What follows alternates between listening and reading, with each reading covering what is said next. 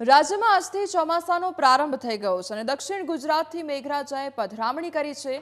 રાજ્યમાં નવસારીથી ચોમાસાની શરૂઆત થઈ ગઈ છે અને આજથી રાજ્યમાં તાપમાન ઘટવાની શક્યતાઓ પણ સેવાઈ રહી છે। તો આજે સમગ્ર રાજ્યમાં સાર્વત્રિક વરસાદની આગાહી કરવામાં આવી છે।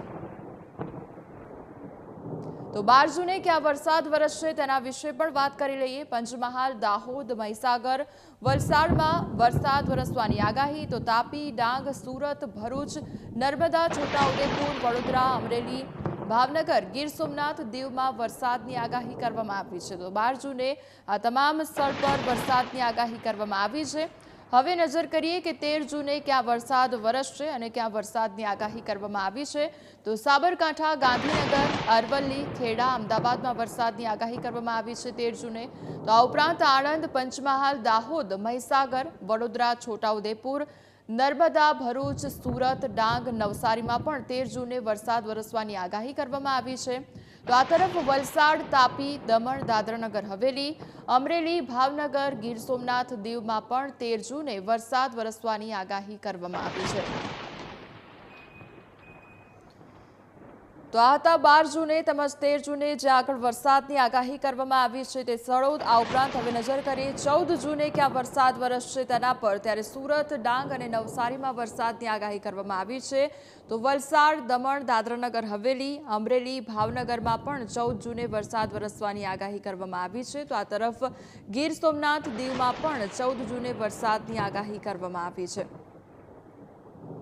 તો અમદાવાદ, આણંદ, પંચમહાલ, દાહોદ અને મહીસાગરમાં પણ 14 જૂને વરસાદની આગાહી કરવામાં આવી છે। તો આ તરફ હવે નજર કરીએ કે 15 જૂને ક્યાં આગળ વરસાદ વરસશે, ક્યાં વરસાદની આગાહી કરવામાં આવી છે તેના પર। તો સુરત, ડાંગ, નવસારીમાં 15 જૂને વરસાદની આગાહી। તો વલસાડ, દમણ, દાદરાનગર હવેલી, અમરેલી, ભાવનગર, ગીર સોમનાથ, દીવમાં વરસાદની આગાહી કરવામાં આવી છે। 15 જૂને ગીર સોમનાથ અને દીવમાં પણ વરસાદની આગાહી કરવામાં આવી છે।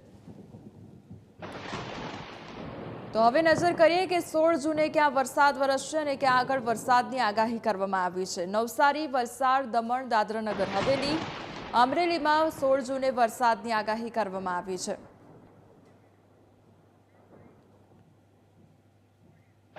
South west monsoon south Gujarat के में प्रवेश कर गया है नवसारी तक और आने वाले 5 दिनों के लिए जो गुजरात स्टेट के लिए फोरकास्ट दिया गया है वो आज के लिए आइसोलेटेड प्लेसेस पे लाइट से मॉडरेट रेन और साथ में थंडर स्टॉर्म की वार्निंग दी गई है। और आज गुजरात रीजन और सौराष्ट्र और कच्छ के सारे डिस्ट्रिक्ट कवर है जहाँ पर लाइट से मॉडरेट रेन होगी और साथ में थंडर स्टॉर्म के लिए वार्निंग है। રાજ્યમાં આજથી ચોમાસાની વિધિવત રીતે શરૂઆત થઈ ચૂકી છે અને આજે ચોમાસું છે તે 15 જૂન કરતાં 4 દિવસ વહેલું બેસી ગયું છે।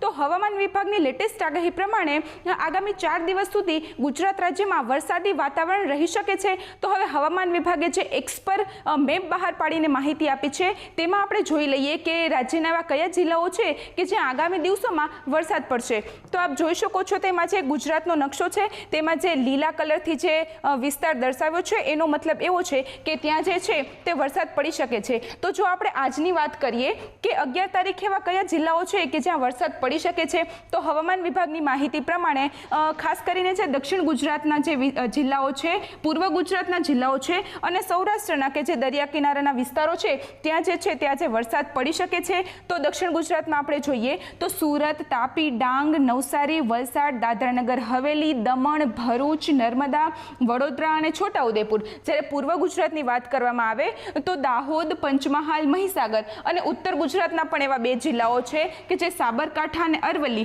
આ જિલ્લાઓમાં આજની તારીખમાં વરસાદ પડી શકે છે।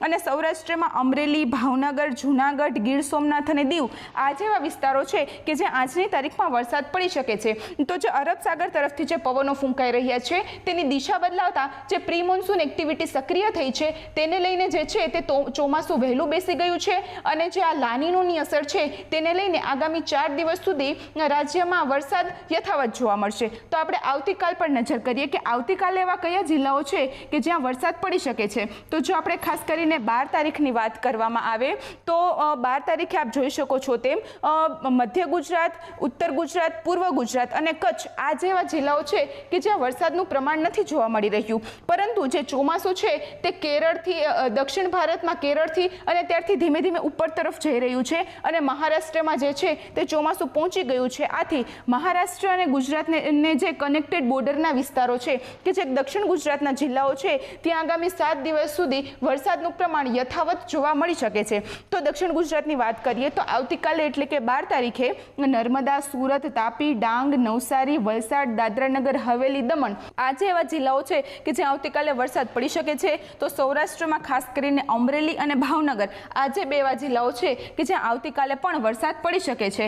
તો જો હવે આપણે 13 તારીખ પર નજર કરી લઈએ કે 13 તારીખે એવા કયા જિલ્લાઓ છે કે જ્યાં વરસાદ જોવા મળી શકે છે. તો દક્ષિણ ગુજરાતમાં યથાવત આપ જોઈ શકો છો તેમ કે સતત 9 તારીખથી લઈ અને સતત 14 કે 15 તારીખ સુધી દક્ષિણ ગુજરાતમાં અને સૌરાષ્ટ્રના જે દરિયા કિનારાના વિસ્તારો છે ત્યાં વરસાદ યથાવત જોવા મળી રહ્યો છે. તો દક્ષિણ ગુજરાતની આપણે વાત કરીએ તો 13 તારીખે નર્મદા, સુરત, તાપી, ડાંગ, નવસારી, વલસાડ, દાદરાનગર હવેલી, દમણ, જ્યારે સૌરાષ્ટ્રમાં અમરેલી અને ભાવનગર આ જે એવા જિલ્લાઓ છે કે જ્યાં 13 કે 14 તારીખ સુધી વરસાદનું પ્રમાણ યથાવત જોવા મળી શકે છે. અને હવામાન નિષ્ણાત અંબાલાલ પટેલના જણાવ્યા મુજબ આ જે વરસાદ છે તે ખેડૂતો માટે વાવણી લાયક વરસાદ પણ સાબિત થઈ શકે છે.